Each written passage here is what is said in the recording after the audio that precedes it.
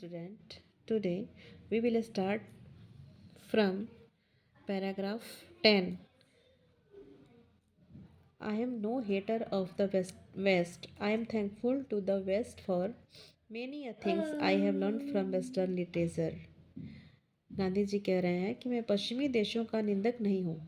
मैं पश्चिमी देशों का आभारी हूँ जिनके साहित्य से मैंने बहुत कुछ सीखा. But I am thankful to modern civilization for teaching me that if I want India to rise to its fullest height, but मैं आधुनिक सभ्यता का आभारी हूँ ये सिखाने के लिए कि अगर मैं भारत को शिखर तक पहुँचाना चाहता हूँ तो I must tell my countryman frankly that मुझे अपने देशवासियों से साफ तौर पर कह देना चाहिए कि after year after years of experience of modern civilization, I have learned one lesson from it, and that is that we must shun in it all cost. ये कह रहे हैं कि हमें अपने देशवासियों से स्पष्ट तौर पे कह देना चाहिए कि आधुनिक सभ्यता के वर्षों के अनुभव के बाद मैंने इससे एक सबक सीखा और वो यह है कि हमें इसे किसी भी कीमत पर दूर रखना चाहिए. किसे? वेस्टर्न सिविलाइजेशन को. Next paragraph 11th. What is modern civilisation? आधुनिक सभ्यता क्या है? It is worship of the material. आधुनिक सभ्यता क्या है? यह संसाधन की पूजा है. It is the worship of brutes in us. यह हमारे अंदर की भावशून्यता की पूजा है. It is unadulterated materialism. यह पूर्णतः भौतिकवाद है. And modern civilisation is nothing if it does not think at every step of the triumph of material civilization. और आधुनिक सभ्यता कुछ भी नहीं है अगर वह भौतिक सभ्यता की जीत के हर चरण के बारे में नहीं सोचती है. Next paragraph 12. It is perhaps unnecessary if not useless to weigh the merits of the two civilization. शायद यह अनावश्यक है, अगर नहीं तो बेकार है क्या दोनों सभ्यताओं के गुणों की तुलना करना. It is likely that the West has evolved a civilization suited to its climate and surroundings. यह ऐसा प्रतीत होता है, ऐसा लगता है कि पश्चिम ने एक ऐसी सभ्यता विकसित की है जो उसके जलवायु और परिवेश के अनुकूल है. एंड सिमिलरली, और ठीक उसी तरह, we have a civilization suited in our conditions. हमारी सभ्यता है जो हमारी परिस्थितियों के अनुकूल है. And both are good in their own respective spheres. और वे दोनों ही अपने अपने क्षेत्रों में अच्छे हैं. Paragraph 13. The distinguishing characteristics of modern civilization is an indefinite multiplicity of human wants. आधुनिक सभ्यता में विशेष अंतर मानवीय इच्छाओं की एक अनिश्चित बहुगुणता है. The characteristic of ancient civilization is an imperative restriction upon and strict regulating of this wants. कह रहे हैं कि प्राचीन सभ्यता की विशेषता इन प्रतिबंधों पर एक अनिवार्य प्रतिबंध है और बहुत ही कठोर विनियमन है. द मॉडर्न और western इंसेटेबलनेस arises really from want of a living faith in a future state and therefore also in divinity. आधुनिक या पश्चिमी अस्थिरतापन की उत्पत्ति वास्तव में उस समय उत्पन्न होती है जब भविष्य में भी रहने की चाहत हो तथा देवलोक की भी चाहत हो. The restraint of ancient or Eastern civilization arises from a belief. पूर्व पूर्वी सभ्यता का संजम एक विश्वास से उत्पन्न होता है. Often, in spite of ourselves in future state and the existence of a divine power, भविष्य की चिंता छोड़कर हमें खुद को परलोक की चिंता में लीन कर लेना चाहिए.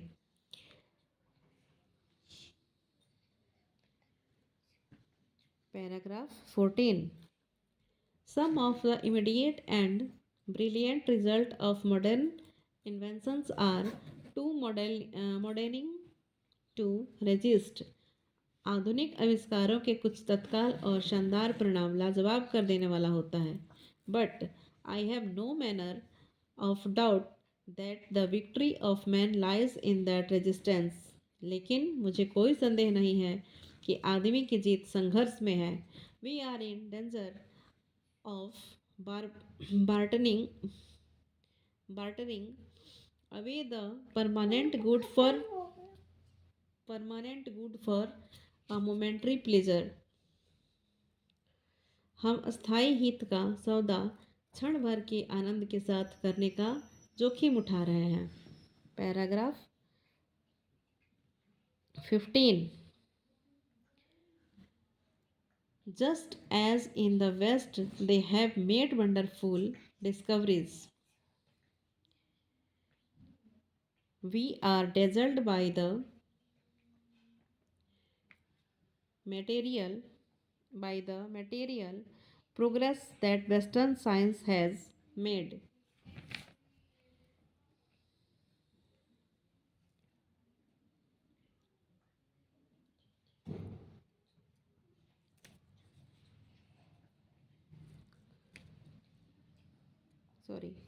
Just as in the West they have made wonderful discovery in the things material, similarly Hinduism has made still more marvelous discoveries in things of religion, of the spirit, of the soul. ये कह रहे हैं कि जिस तरह पश्चिमी ने अद्भुत वस्तुओं की खोज की है, ठीक उसी तरह हिंदू धर्म ने आध्यात्मिक तथा अंतरात्मा के क्षेत्र में बहुत से अद्भुत सिद्धि प्राप्त की है. Paragraph 16. But we have no eye for these great and fine discoveries. We are dazzled by the material progress that Western science has made. ये कह रहे हैं कि पर हमारा ध्यान इतने उत्तम खोजों पे नहीं है. पश्चिमी विज्ञान ने जो सांसारिक वस्तु में प्रगति की है उसने हमें चकाचौंध कर दिया है. I am not enamored of that progress. ये कह रहे हैं कि मैं उस प्रगति से मोहित नहीं हूँ. In fact, it almost seems as though God in his wisdom had prevented India from progressing along those lines. वास्तव में ऐसा लगता है जैसे कि भगवान ने अपने ज्ञान से भारत को प्रगति की उन पंक्तियों के साथ खड़ा होने से रोक दिया.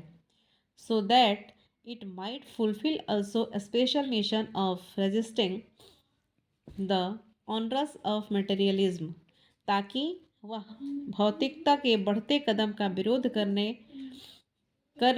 करने के अपने विशेष मिशन को पूरा कर सके.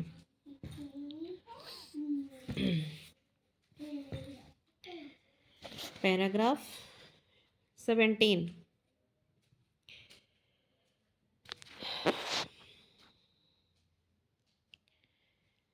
After all, there is something in Hinduism that has kept it alive up till now. अंततः हिंदुत्व में कुछ ऐसा है जो अभी तक उसे जीवित रखे हुए है.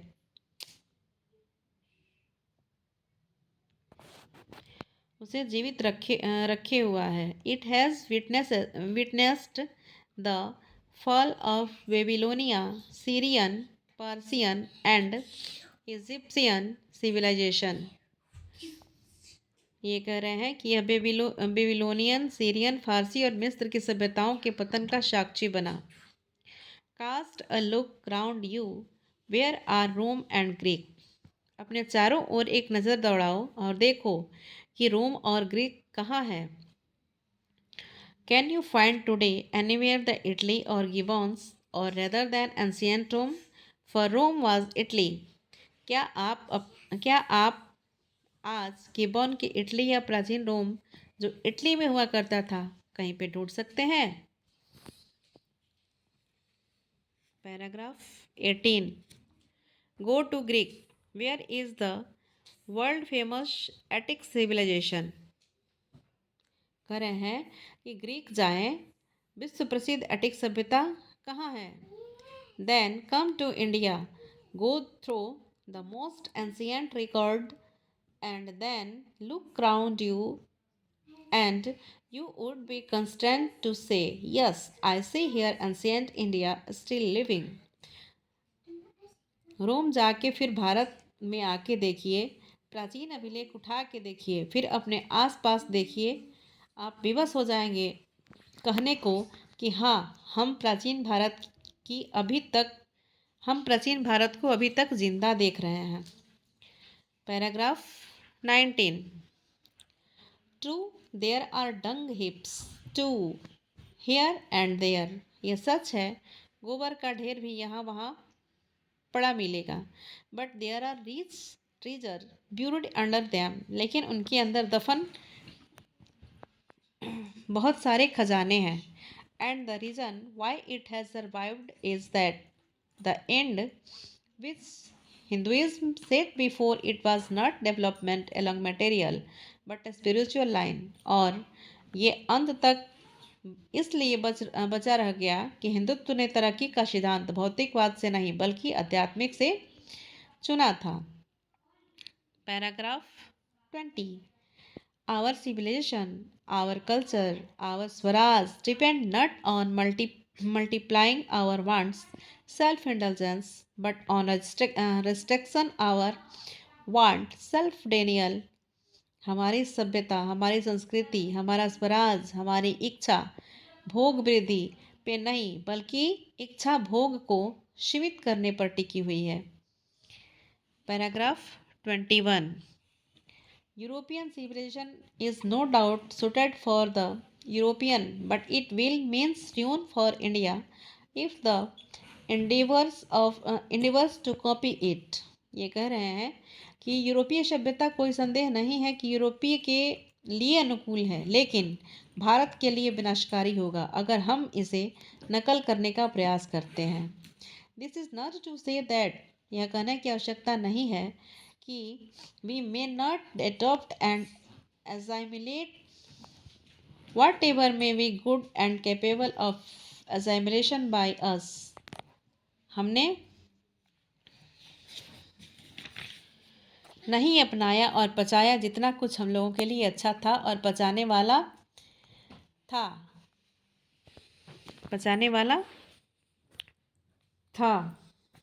As it does not also mean that even the European will not have to part with whatever evil might have crept into it। और इसका मतलब ये भी नहीं है कि जो कुछ बुराइयां यूरोपियों में पनपा है उसका जिम्मेदार वो नहीं होगा।